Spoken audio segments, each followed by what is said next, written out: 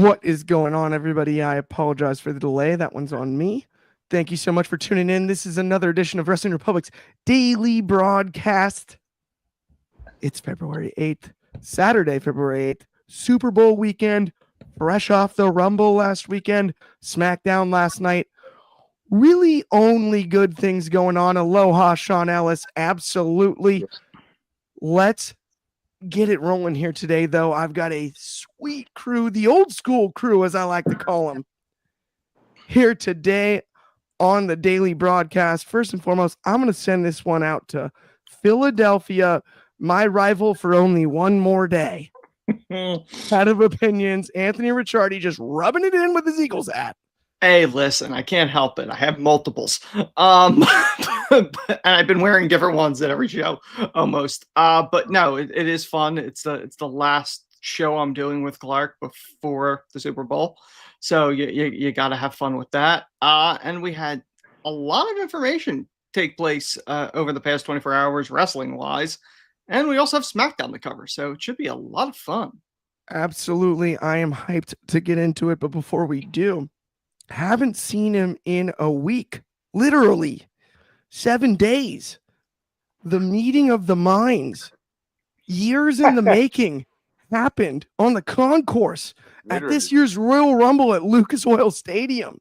Ignacio is in the building. Good to see you again. How have you been, my friend? Good to see you, man. It was great to see you in person at the Rumble. Man, what a week after the Rumble it's been. A lot of taking place, especially within the last 24 hours. But I like to mention, Clark, have I mentioned that I called Jey Uso winning the Royal Rumble 3 months ago? You know what, Ignacio? I have to give you credit.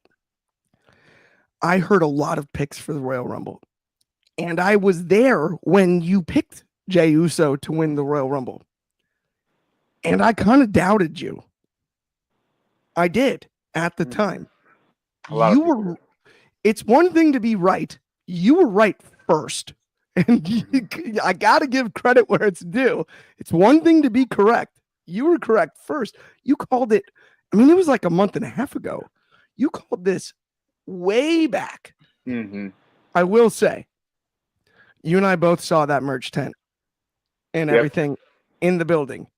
2 men's superstars with individual gear, John Cena and Jey Uso. And those are your final 2. Yep. I love it, but a bit of a giveaway there. But honestly, one of the best calls of all time. Let's get on to something that's always, it's not super fun to talk about, but we got to talk about it because it happened. This is business at the end of the day. We got some releases, some future endeavors, as the kids like to say. You never want to see anybody lose their job. And there's a ton of names on here with a ton of talent. Mm-hmm. The good news is we're in a healthy spot industry-wise where you can rebuild. Mm-hmm. We're not going to sit here and list the names, which we easily could, that have been released, reinvented themselves, and then had their full-blown comeuppance on the WWE product over the years. Cody Rhodes, sorry, just saying. Drew McIntyre, just saying. It is possible. Does not make this not sad. Anthony, I'm going to start with you here. You're our head of opinions. What's your opinion on these releases? And of the releases, which I have not listed, if you want to list a few out of the gates, though, which ones do you see having the most success and potential for actually taking advantage of this, a la a Swerve Strickland, a la other wrestlers we've seen lately make the best of a bad situation? Yeah, it's never a good situation when you see talent get released. I don't want to come off as callous with any of this. None of the names really shocked me, like when you're looking at it, because they weren't using any of these people. Vinci was obviously not getting used. I don't know what the story was with that. I know there's rumors and innuendo of why he had backstage heat or something. I don't know. None of us do. We weren't there. But I think, when you look at somebody like, even though she wasn't necessarily in this said release, but within recent, I think Indy Hartwell will do well. Yeah, I think she's going to probably go to TNA. I think Isla Dawn has a shot. There have been a lot of talent that WWE has let go over the years. You mentioned Cody and you mentioned Drew. Now, Cody's release or quit, more likely, it was more of a quit because he saw more in himself than they did. And he went out and proved himself wrong, proved to them that he was as good as he thought he was. Drew, same thing, lived up his expectations. You look at somebody like Cardona, who kind of rebuilt himself on the indies. Now, granted, he hasn't come back. I don't know what the story is with that, but he's made some money in this business outside of WWE. I think probably the most prominent one, which outside of Drew and Cody, I would say Mustafa Ali. Like this, this is somebody that really stepped up. Well, yeah, Swerve as well. But Mustafa is one that, quite frankly, I don't think WWE, the person in charge at the time, did not see much in him. But he's definitely proved himself. But I think there's going to be talent that they're going to do well elsewhere. It's an awkward situation when you have a company, you're the biggest in the world, and now people think, oh, well, everyone's got to have a spot. It's not true. There's a limited number of spots. You have a surplus of talent in NXT that's looking to come up. Every talent is like a stock. If the stock's not worth the investment, people are going to dump it. And I don't mean to come off as callous with this, but from a strictly business standpoint, they're not going to keep paying for somebody if they're not getting value out of it, if that makes any type of sense. So it doesn't shock me with the names. Do I think others are probably going to join this? Probably. This is around the season. Usually they did it after Mania if they want to do it before. This is the period of time where they typically do this stuff. And it has been a while since they've done it. 100%. And it is interesting to me, though. This week felt a little bit almost like a Mania week wave of releases. And that threw me for a loop. I have a speculation with that, and I could be completely wrong. I think they did it when they did it because it would fall under the radar because the focus is the Super Bowl. It won't get the news coverage. I think that's fair. And not only that, on top of that, I think you were also prepping so that the Mania week releases aren't formulaic anymore. This is a new regime. Correct. And to establish that it is, no, we're just going to do it now. We're not going to wait. We're not going to make you sit and wait. And it's a little bit of like a shot in that way, in a good way, an injection. But this is also this is the biggest positive that I can think of when it comes to all of this. And we're heavily critical of AEW, especially when it comes to booking and stuff at times. But when it's good, it's good. It is. Between AEW, TNA, what we're seeing with New Japan, what we're seeing across the country, what we're seeing across the globe with wrestling, there is a landing spot for these released talents. And that I'm so thankful for, because it's different than it was as recent as 5 years ago. The other thing is, I don't know if necessarily these are all releases or their deals are up and they're not renewing. I don't know, but like that's different than previous times, but you don't know. Like I think Indies, was her deal up, or am I mistaken? So I did listen to her interview over on Busted Open Radio. Is great, but she was released. She had the 90-day clause. Okay. I thought very cool. Indy Hartwell, monster shout out. She got IndieWrestling.com, INDI. Yeah. Yeah. Cedric will be phenomenal too.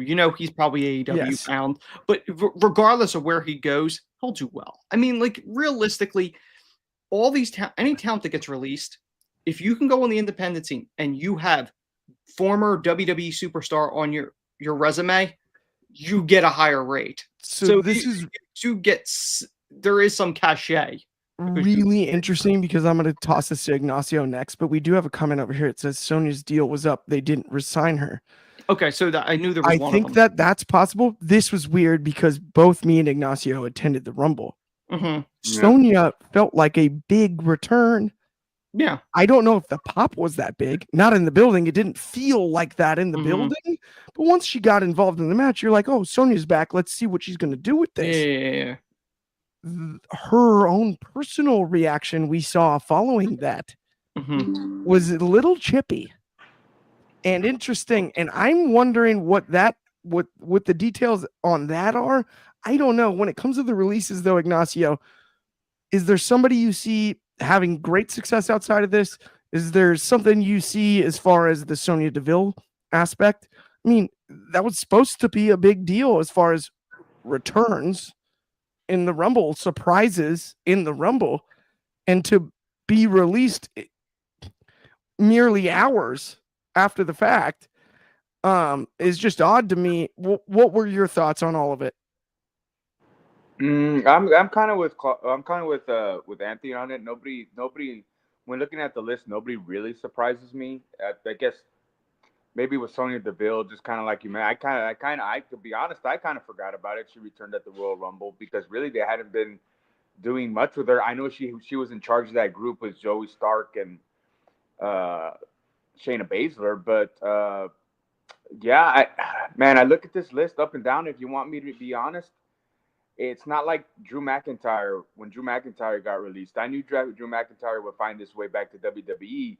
It's like when Cody Rhodes got released, or when he quit, what have you. I knew he would find his way back to WWE. Even when they started up AEW, I figured Cody would go back to WWE eventually. Like, you know, I knew that those guys would eventually find their way back to WWE. But I look at this list and I can't really see anybody. I mean, you never know, but I can't really see somebody that would come back like a Drew McIntyre or like a Cody Rhodes and really make an impact. Like I can't see a potential star in anybody on that list, you know, unless they go to AEW and then they become a star there, which, you know, it's like you get released in the NFL and then you go to the Canadian Football League and you become a star, which means hardly anything. Hey, it worked out for Cameron Wake. Huh? And it worked out for Cameron Wake and Warren Moon. Well, yeah, you got me there. They both became stars and came back. Moon was a I think was a star in NFL. But anyway, I would agree. No, but I mean, he went Canadian League first. Oh yeah, yes. He did.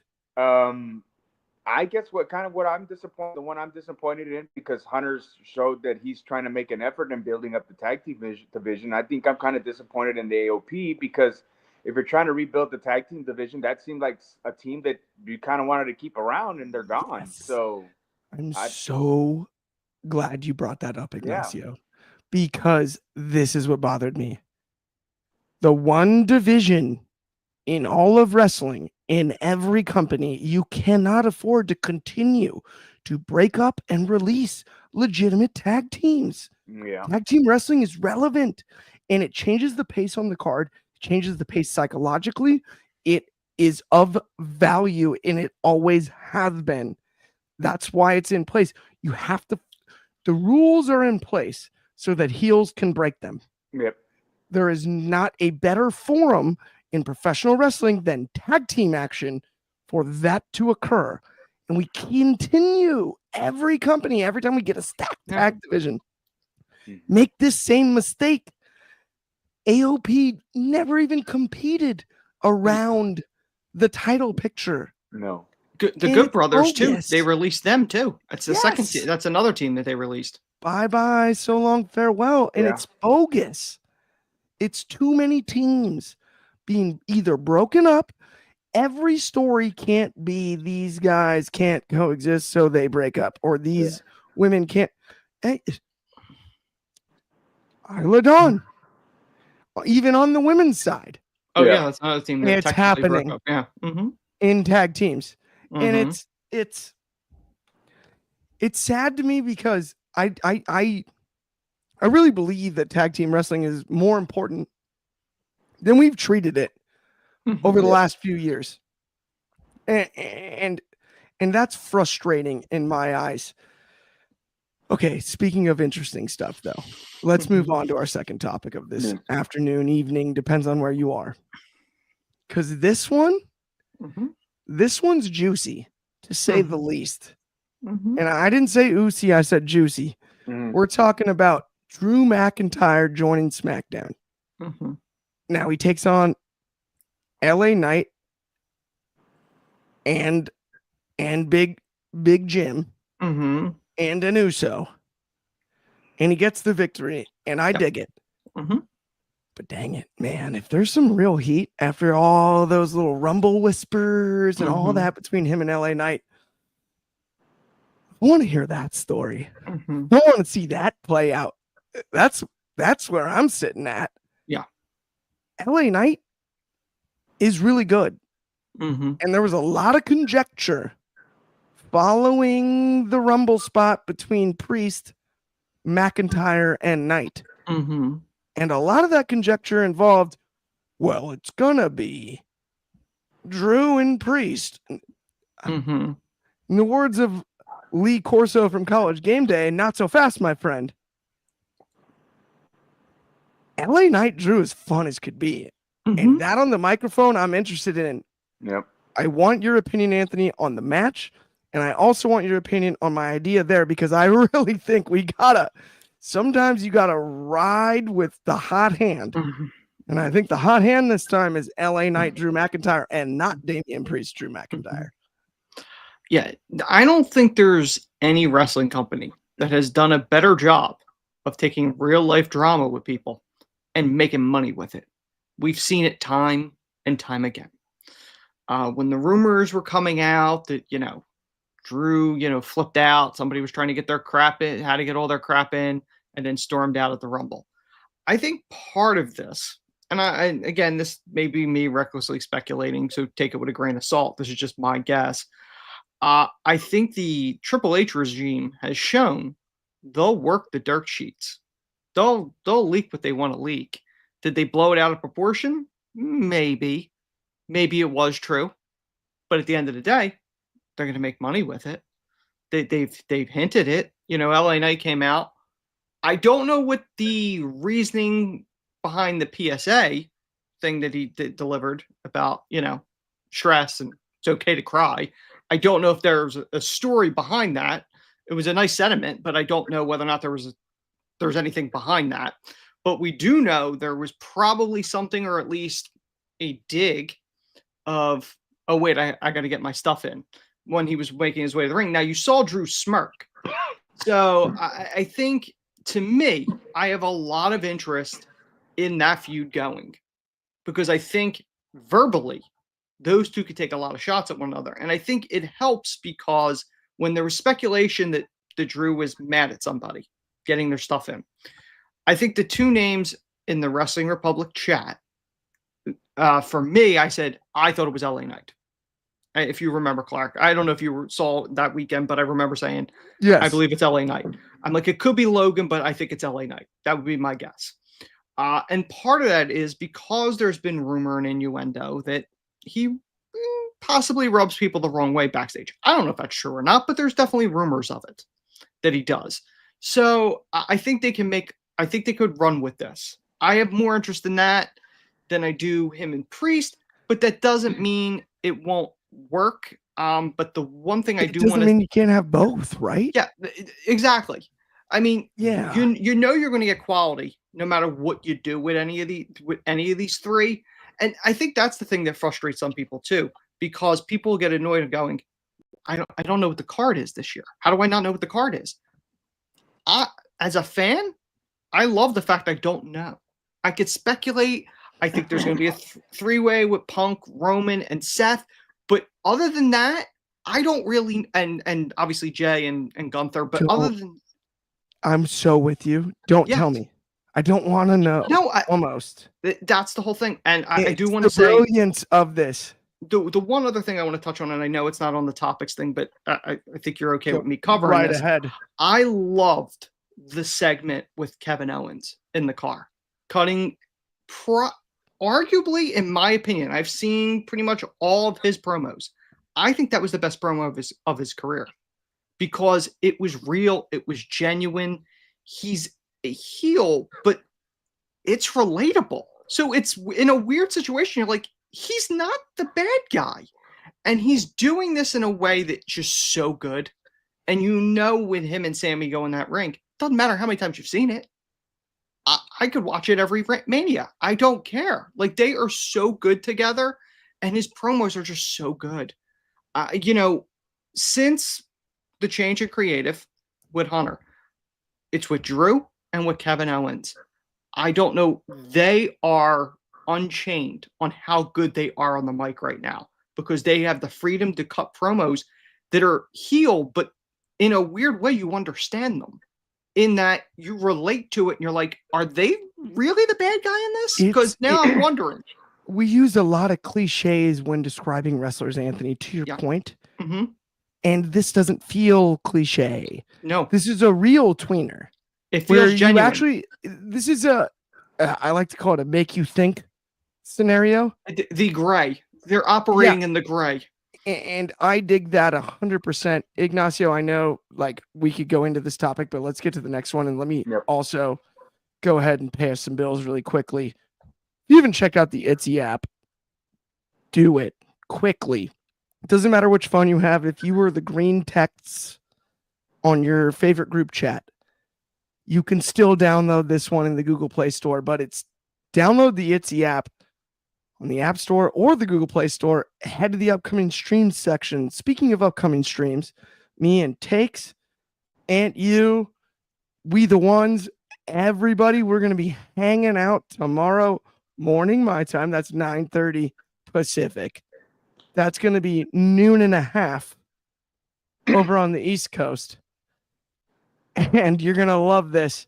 That's going to be, I believe, whatever 5 hours is after 12:30. So it's like 4:30 or something like that in the UK. Yeah. Do you have the math on that, Ant? Why do I have to do the math? What's the math? It's like it's if you're in the UK, it's after. But download the app, head over to the App Store, download the Etsy app on the App Store, Google Play Store, all of that. Check out the stream tomorrow. And if you want to argue with me, jump on in. Bring the heat. Make it sleep, my friends. Let's talk about Cody Rhodes. We'll see how it happens. But I would also recommend if you're trying to argue Cody Rhodes with me, pack a lunch. It's going to be a long day. You do realize, Clark, the only time that I'm paying attention tomorrow is 6:30 p.m. Eastern for the Super Bowl. No, we have the Super Bowl. This is your Super Bowl preview show, guys. Come on, we got this. We got some comments too here. I'll run through really quickly. Jesse Hyde with go ahead and take my money if WWE is listening to the fans with Drew and LA Knight. Yes, I agree. And then he said Drew McIntyre and Kevin Owens are bad guys disguised as good guys. Yep, I agree with both of those sentiments in various ways. But let's talk about a Flair. And I don't want to start strutting on the show, but I love the idea of the Flair name and a heel. And that's what we got. I don't care if anybody booed her when she came back and everything else. That's what should happen. This is Charlotte frickin' Flair. You should be peanut butter and jealous of everything she does. That's who she is. She's the heir apparent to the dirtiest player in the game. Yeah, that's who she is. And I love it. The idea that she was ever going to return as some sort of sympathetic good guy, no matter how many knees that she has to overcome and replace and do all of those things with. If you thought that was the case, it's still Charlotte Flair. She's still that dang good. It's a little bit like when Kobe tore his Achilles and went and made those free throws. If you were rooting for the other team, it doesn't change anything. It doesn't change anything. He's still the nastiest one on the other side when it comes to who you're rooting for, and that's who Charlotte Flair is. And I want to say that now she meets Tiffany Stratton, and you little blondie, I may never get over Ignacio. How good was the one-liner? Talk to me about this one. The whole promo. I mean, Charlotte Flair. Well, she's the greatest female performer of all time. In ring, promo wise, everything. Because think of a female wrestler and think of what they do best. Well, Charlotte Flair can do it. If she can't do it, she'll learn it and she'll do it better than them. That's how good she is. She's absolutely the best female performer of all time. Everything she said in that promo was 100% right. And that's why everybody hates it. And she's feeding into it. The only reason why I don't think MJF is because Ben said on his analysis that she's one of the best heel promos right now. Why she's the best, and the only reason why I don't think MJF is better is because what MJF is allowed to say and do on the other channel. I don't know if MJF would be as good of a promo if he was under in handcuffed like some of the people are in WWE. They've been loosening the handcuffs a little bit. But Charlotte Flair, she's the best. She's the greatest of all time. She delivers every time. She looks better than ever. Her promos are better than ever. She's just the absolute best. And everything she said was 100% right. But I'll tell you this. Tiffany Stratton comes out. And I didn't like her build. I don't like her build. I don't like how they build her up. I think it was lazy booking. Because they had her as Nia Jax's lackey, and then she comes out and say, "Oh, it was all a ruse for me to get to the title." And they gave her the Money in the Bank, and that's how she won the title. And I just think the Money in the Bank, I just think it's lazy. It's lazy booking. I don't think Tiffany Stratton's as over as everybody thinks, or that she deserves it, quite frankly. Charlotte Flair came out, and the promo was kind of blurring the lines a little bit. And, she comes out and she said, you want me to make you a star by wrestling you at WrestleMania, and that's exactly right, because I think that's the only way Tiffany Stratton to become a star. Charlotte Flair's willing to wrestle her at WrestleMania. That was good, because I don't think Tiffany Stratton, quite frankly, deserves to be there. And I'm kind of in between whether Charlotte should wrestle her at WrestleMania or not, because I would much rather see her against Rhea Ripley again, because I think that's a better story, because I think they're 1-1, and I think the 1-1 at WrestleMania, if my memory serves me correct, and I think they're both at the top of the game, and I think it would be an absolute great match that would steal the show. Yeah. But then again, I'm like, well, yeah, maybe she should wrestle Tiffany Stratton. That way she can expose her and show everybody that she doesn't deserve to be there, that she's not at her level, that, she has a lot to work to do. And that's the only reason why I think she should wrestle Tiffany Stratton at WrestleMania. I agree with you on, let's call it 85% of what you said. Because number one, Rhea and Charlotte is put it on the marquee, as I like to call it. Not to just dive into hyperbole and cliche, but that's a put it on the marquee match. Charlotte, Rhea, right? Here's my only caveat there. Yes, they are 1-1. Let's save this, because here's why. Rhea has said it numerous times. When Rhea came in as the blonde Australian Rhea Ripley, given her moveset, her build, and who she was at the time, it was nothing but Charlotte Flair comparisons. And then she changed her look for a reason. And I like that. And I don't think this Rumble victory for a heel Charlotte Flair is the appropriate time to tell the story on why Rhea Ripley has true bitterness towards Charlotte Flair. We need to get there organically. Here's my thing with Tiffany Stratton. I do hear where you're coming from on her being, I don't want to say green, but young to the business in some ways. But she is a world-class gymnast, one of the best athletes we have in this business, and she can match Charlotte Flair athletically in a way not many women can. So I don't have a problem with the matchup itself. The delivery needs to be better than it was last night, though, Ignacio. That's where I think you're correct. The delivery absolutely has to improve here. We have to see Tiffany as actually fighting from underneath for once. She isn't the bully, the mean girl, none of that. That's who Charlotte Flair is. And we know that Charlotte Flair, in the same context, is better at that than Tiffany Stratton is. And that's where I think there's a story to be told. If we end up with Charlotte Ripley, I'm cool with it, but we need to still have Charlotte and Tiffy down the road. If Tiffy's going to improve, I understand the idea that maybe she's overrated or maybe she's overhyped. I don't know that we've seen enough for me personally, Ignacio, to judge it when it comes to Tiffany Stratton, right? Because we've only really seen highlights. Yeah. And right, it's a little bit like I love college basketball and college football. As soon as I see a Kansas recruit and I watch his high school highlights, I'm assuming the dude's going to do the same thing at KU. And that's just not how it works. You know what I mean? If you see only the best, it's hard to gauge. And we've really only seen Tiffany pushed to the moon. Now, has she delivered most of the time? Yes, I would say.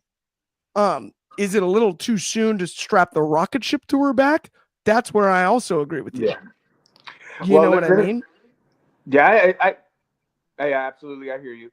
I just think if the effort, with more effort was put into, and not that they're doing bad with her, but I think if the effort that they put into Tiffany, if they put that effort into Chelsea Green, I think Chelsea Green Flair would interest me more than Flair and Tiffany. And I'll say, and I'll say this, and I'll kind of bleed into something else a little bit, is that, you know, because Ben talks about, you know, equality and stuff like that, as far as like giving the women a chance. Well, they've given the women a chance, and I don't think overall in general the women aren't delivering.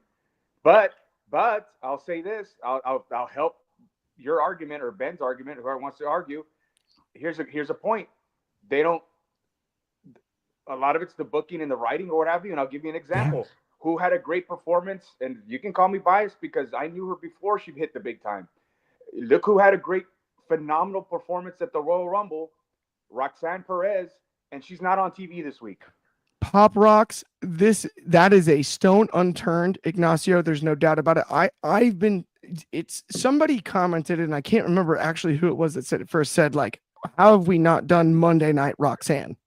Yep. She's so good bell to bell. She was so sublime in the Rumble, top to bottom, the entire way. She stood out in that match amongst a bunch of great performers. Yeah. I agree with that 1,000%, Anthony. I do think part of the problem with Tiffany is when they had her cash in, which everyone was anticipating, and they popped with the cash in with her being Nia. The problem they had was they kept her as a heel. You don't do that. The crowd's behind you. She should be a face. You shouldn't be trying to out heel arguably one of the greatest female heels of all time in Charlotte Flair. That's where the problem is, because you're not going to go toe to toe with Charlotte. It's not possible. Not even on the mic. But as a babyface fighting underneath, she barely got by Nia. Nia's coming at her again. That should be what the compelling part is. When I'm looking at it, I have more interest in seeing Nia against Charlotte. I want a Queen of the Ring. You just call yourself Queen. Then I do want to be heel Tiffany against the Queen of Heels in Charlotte. That's where the problem. That's where to your point, I think the direct route to serendipity is we get Tiffany Stratton with it really is Tiffy time. And I don't care what you do to me. I'm not wrong. I'm here. I'm not going away. I'm as good of an athlete as you. I can hang with you in the ring, and I can hang with you on the mic, and I can hang with you on the mic. That type of a line will always be undercut by the great heel. But if she means it, and she shows it, and she continues to show up, and we have that match at Mania, they can really build it. So one thing I do find interesting about this conversation in general is we've got multiple options that I'm proud of, and we've been very critical of the booking of the women's division for a long time here on this show in particular. If they can get this one right, it's worth it. And that's what I think. But let's get on to our main event of the afternoon, evening, morning. Depends on where you are. I'm not a geographer. But let's talk about Solo Sikoa's return to take out Cody Rhodes. I call him only Sikoa these days because I think that's what the Solo means, just like one. But Jacob Fatu is the new leader of the alternate alternate bloodline in my eyes. Solo going after Cody, I dig. But that better be the match at Chamber and nothing further than that, or something like that. Because Cody needs to figure out what he's doing. Solo needs to figure out what he's doing. I didn't mind anything from last night, but Ignacio, where do you see this whole thing going with Cody and Solo Sikoa? You know, I was when I watched SmackDown, I was kind of thinking throughout the show, I was just kind of like, you know what, they need kind of like a little bit of a roadblock or a road bump or whatever for Cody and Jey Uso. And then I saw the match with Fatu, and I was thinking kind of like maybe they're gonna go Cody Fatu, and at Elimination Chamber, or I think you know, leading up to the road to WrestleMania for Jey Uso, I think like man, maybe that'd be a good road bump for Jey Uso. It's like, you know, him and Jacob Fatu, but then do you beat Fatu this early? And do you have build the momentum that Jey Uso has by beating him, but also maybe kind of slow it down, risk slowing down Jacob Fatu. So I was kind of conflicted or confused a little bit. But now Solo Sikoa comes into the fold, and I love Solo in his role that he had with the Bloodline, but I never really thought he was going to be a big star like a lot of people thought. Like I just didn't think he was that special. Now I had seen Jacob Fatu in MLW, and I loved what he did, and I knew he would eventually become a big star. And now that they're giving more microphone time and he showed what he can do in the ring, I absolutely think that he's going to be a big star. But you know, it's this thing with Cody and Solo. It's not going to be nothing more than something to give something for, you know, to Cody something to do before WrestleMania, and you know. Who else can they put him with? I mean, you know, Drew McIntyre's there, but they're all getting ready for Elimination Chamber, and you know they want Cody to have a match on pay-per-view, and it's just gonna be a match for match sake until we get to WrestleMania. Right now, it's about getting to WrestleMania. You know what I mean? And Cody doesn't really need a big match. I mean, he's the champion. You know, whoever Jey Uso selects him, whoever he faces. You know, that's what we're waiting for, WrestleMania. I think who does need maybe a little bit of a roadblock or a little bit more momentum. Not that he needs it, but I think it would just be good would be Jey Uso's. That way he can have even more momentum leading up to Gunther at WrestleMania, because I think he's going to challenge Gunther. That, you know? Ignacio, I think is spot on. You cannot, we got this one right here. Fatu cannot take any losses yet. Please, yes. Keep him away. I talked about it on Sunday Night Spotlight. That's going to come out on Sunday this morning earlier. I spotlighted Jacob Fatu. I watched it with a couple casual fans, the Rumble, right? Who really do enjoy wrestling, but just aren't in it day to day the way we are as hardcore fans. Both said the same thing. Husband and wife. This guy is the next big thing. This guy is a star, and they had no backstory. They're like, who is he? They heard the entrance music. They saw the way he carried himself to the ring, and it was only that. Yeah. Jacob Fatu, please do not put anybody over Jacob Fatu along the way.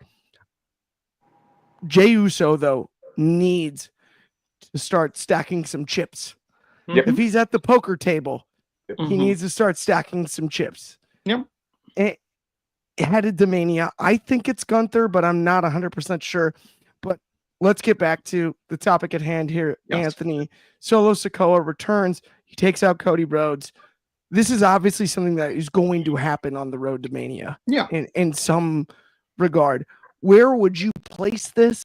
What do you see in it? And better yet, who's going to face Cody at WrestleMania? Here's the thing with Solo Sikoa. I've said this multiple times. I don't see world champion in him. I know people rave over him. I don't get it. He has the worst win-loss record, and he's gotten multiple title shots against Cody. Are we going to give him another one now? Really? Who wants to see this again? I don't. What I think they should have done was Solo interferes during the match, causes a disqualification. Then at Chamber, you could have done Cody and Jey tagging against the 3 members of the Bloodline in a handicap match. You could have done that. You could have had Gunther attack Jey, because I'm assuming that's where that's going. And you could have done Cody somehow pulling it out and beating Solo. And then you have Jacob take out Solo. That sets up your match for Mania because, quite frankly, Jacob is the star.